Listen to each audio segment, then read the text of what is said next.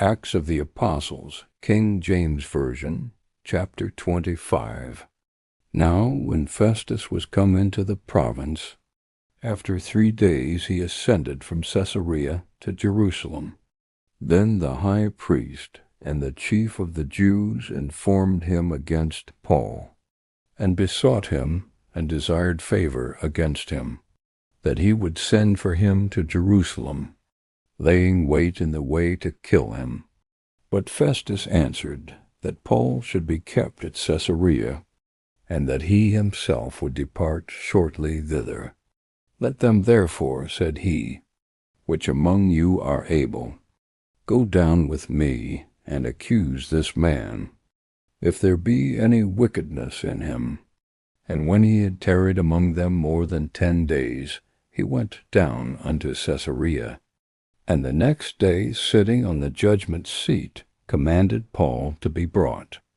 And when he was come, the Jews which came down from Jerusalem stood round about, and laid many and grievous complaints against Paul, which they could not prove. While he answered for himself, neither against the law of the Jews, neither against the temple, nor yet against Caesar, have I offended anything at all. But Festus, willing to do the Jews a pleasure, answered Paul and said, Wilt thou go up to Jerusalem, and there be judged of these things before me? Then said Paul, I stand at Caesar's judgment seat, where I ought to be judged. To the Jews have I done no wrong, as thou very well knowest.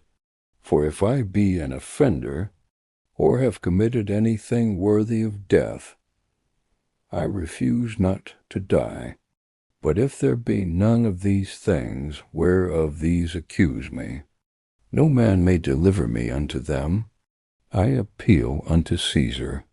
Then Festus, when he had conferred with the council, answered, Hast thou appealed unto Caesar? Unto Caesar shalt thou go. And after certain days King Agrippa and Bernice came unto Caesarea to salute Festus. And when they had been there many days, Festus declared Paul's cause unto the king, saying, There is a certain man left in bonds by Felix, about whom, when I was at Jerusalem, the chief priests and the elders of the Jews informed me, desiring to have judgment against him. To whom I answered, It is not the manner of the Romans to deliver any man to die, before that he which is accused have the accusers face to face, and have license to answer for himself concerning the crime laid against him. Therefore, when they were come hither, without any delay, on the morrow I sat on the judgment seat, and commanded the man to be brought forth, against whom, when the accusers stood up, they brought none accusation of such things as I supposed, but had certain questions against him of their own superstition, and of one Jesus, which was dead, whom Paul affirmed to be alive.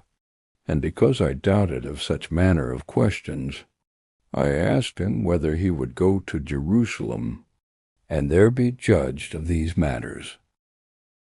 But when Paul had appealed to be reserved unto the hearing of Augustus, I commanded him to be kept till I might send him to Caesar.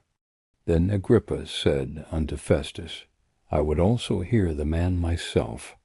Tomorrow, said he, thou shalt hear him. And on the morrow, when Agrippa was come, and Bernice, with great pomp, and was entered into the place of hearing, with the chief captains and principal men of the city, at Festus' commandment Paul was brought forth. And Festus said, King Agrippa, and all men which are here present with us, ye see this man, about whom all the multitude of the Jews have dealt with me, both at Jerusalem and also here, crying that he ought not to live any longer. But when I found that he had committed nothing worthy of death, and that he himself hath appealed to Augustus. I have determined to send him, of whom I have no certain thing to write unto my Lord. Wherefore I have brought him forth before you, and specially before thee, O King Agrippa, that after examination had, I might have somewhat to write. For it seemeth to me unreasonable to send a prisoner, and not withal to signify the crimes laid against him.